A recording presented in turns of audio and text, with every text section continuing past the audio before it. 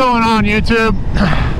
I'm just going for a nice Saturday stroll. I think the road should be pretty open today considering BYU is playing. And the whole state loves watching them, especially when they're winning. They're like 5-0 right now, so that'll be a good game. I'm just thankful that there's nobody on the road right now.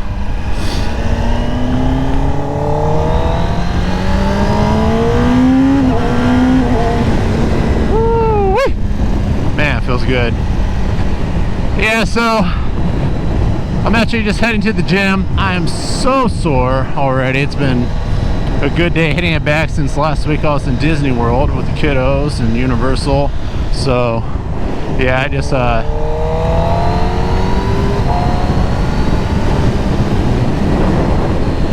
trying to get back into things, you know. It's hard being away for a week. So in my last video, I went to a bike meet, which was actually yesterday, and yeah, there wasn't much of a turnout. They had some cool stunt teams that were basically just going around some cones. They had some prizes for those guys and whatnot. Man, this guy is going so slow. What the heck?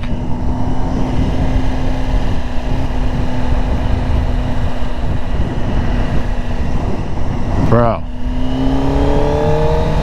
why are you going so slow? And that guy just cut him off. Utah.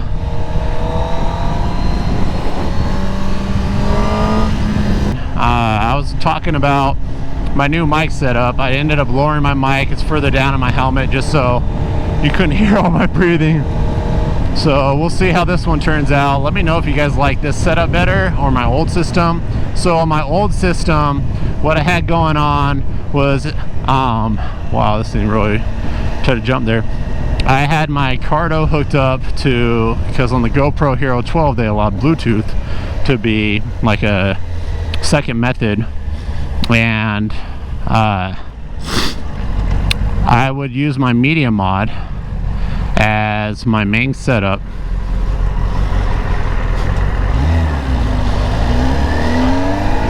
Hope that guy didn't get mad.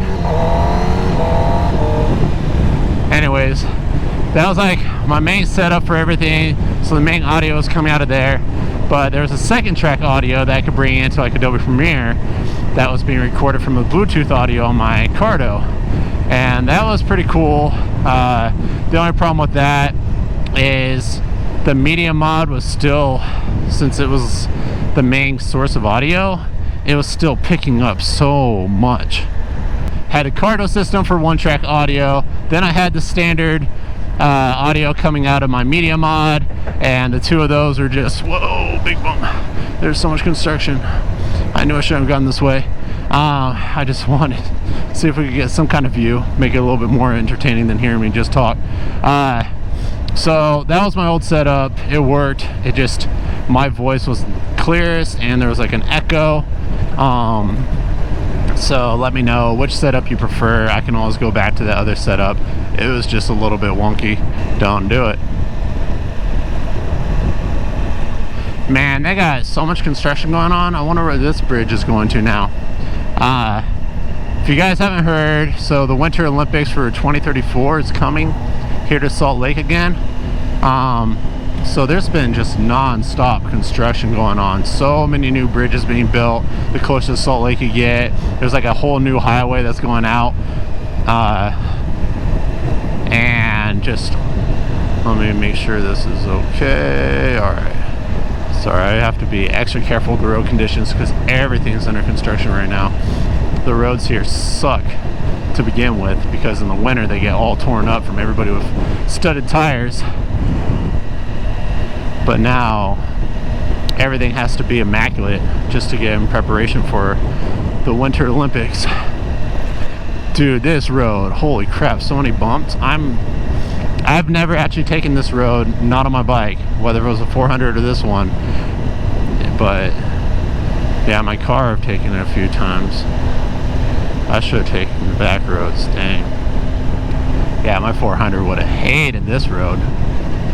Because that thing, it's light, so it bounces around a lot, and then the suspension on it isn't as good as the Showa suspension. I've fallen in love with the way that this bike can just absorb these bumps. These are pretty rough, and yet it actually doesn't feel too bad. It's just annoying. It's more annoying than anything. Look at all this construction, but that road is looking good. Just not a fan of riding on new pavement. I don't know about you guys, but it's slick to me. I always feel like I'm on ice. Student driver, good to know. I'll be patient. Well, what is that? Dang, that's a cool wrap. Yeah, I got another video that's gonna be interesting.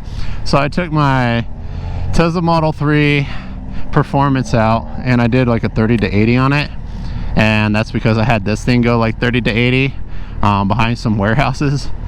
And this is of course in road mode, not sport mode, so I'm kind of curious to see what the difference is between the two of those. And I actually have my Tesla in track mode, so track mode Model 3 Performance versus a road mode ZX-10R. We'll see just how fast the two of those can do 30 to 80 in. I'm really curious. I haven't actually timed them or matched them up, but I'm going to do like a side-by-side comparison so you can see both of them going at the same time. Dude, it is hot. Holy crap. 78, liar. It's like 81 out at least.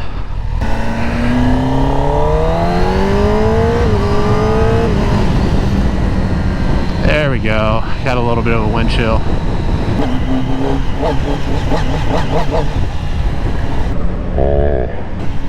That guy, I think he was recording me.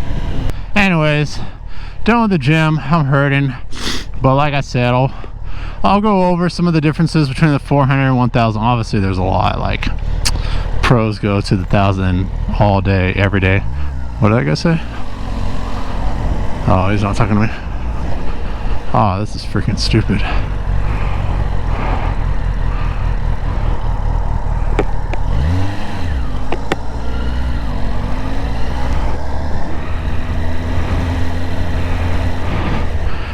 Anyways, sorry, I was just making sure that car was further back.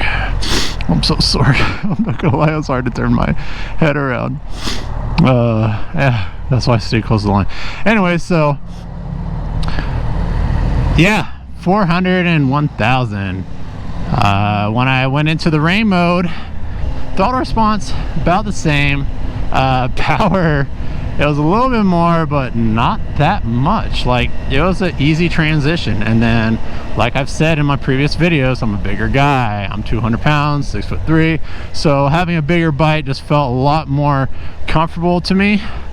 Oh, what is this guy doing? He's cheating me. I don't want to squeeze through that. So yeah, I just felt a lot more comfortable being on this bike, especially on the highway. The winds, or even around semis, or even bigger trucks or bigger Jeeps like that guy, those things created just enough wind that it made my 400 like feel wobbly.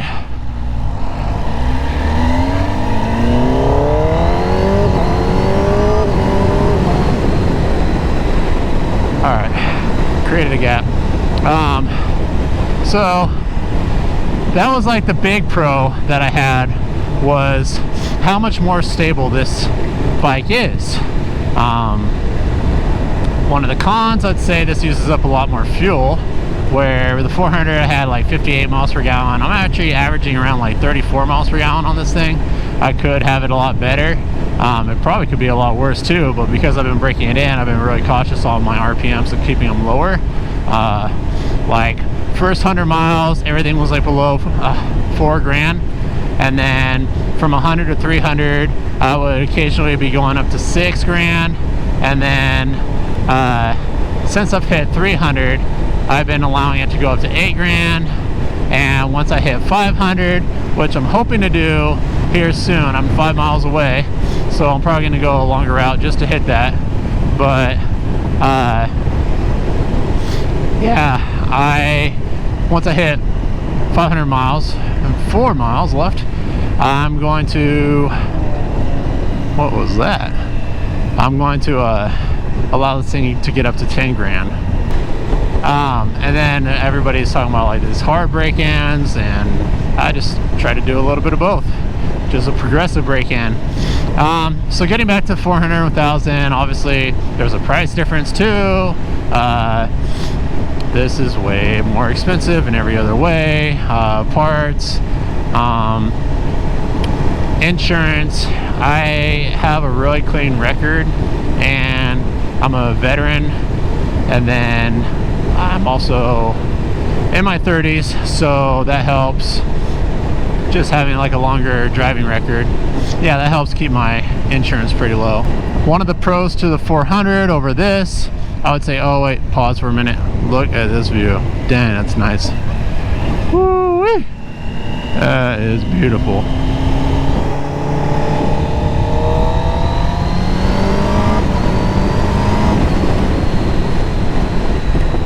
It is so nice. I'll tell you, I get distracted. I just love being on a bike. You can see so much more and just observe, enjoy it all, experience it, smell it.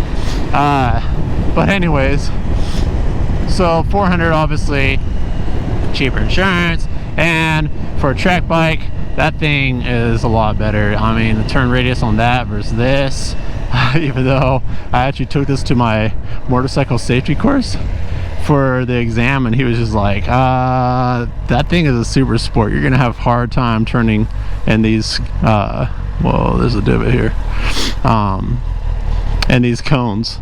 I proved him wrong. I ended up passing it all. Whew, feels so good. It feels better actually at high speeds. That's a pro to the 400, is it's a lot more fun if you're going around curves and if you want to take it to the track. But for me, I like going fast and I like the highways. So 1000 I think is better suited for what I'm looking for. Everybody's different. If I want to do more track, I probably would have gone with a 600. I love this bike so much and the tech that's involved. I'm gonna have to do a video solely just on all the tech that's in this thing, including the cruise control. It's just decked out. And in my other video, I showed how it was actually creating like an animation based on the log that I had. So I was able to log my ride from the gym to my house, and like when I was going like this, I'm not logging this ride so I can't show you, but it was showing my lean angle, and it had like a little animation like simulated on exactly how my bike looked. It's nuts. Like Kawasaki, you're crazy, but in a good way. So yeah, that's about it, because I'm about to hit 500 miles. I'm watching her real close. Oh, come on baby, we're almost home. All right about, come on, that's been a mile. This is the longest mile. There it is. Hey, and averaging 35 miles per gallon, so 500 miles. Thanks guys, I'm gonna stop the video right there. Thank you so much for all your support. I really do appreciate it, and the content's only gonna get better as this thing breaks in. So 100 more miles to go. Thanks for everything. See you guys on the next one. Peace.